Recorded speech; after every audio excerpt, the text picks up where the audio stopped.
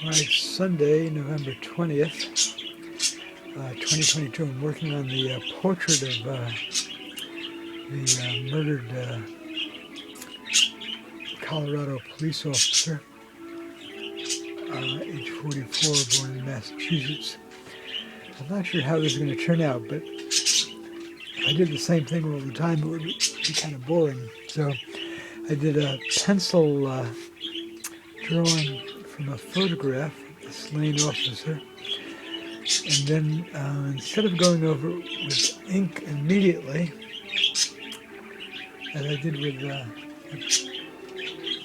several of the other portraits, or all of them, I decided to going over his face, at least portions of it, with kind of white gouache, like watercolor.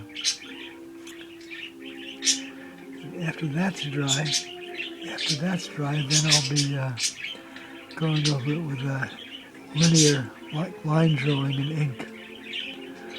All right, we continue.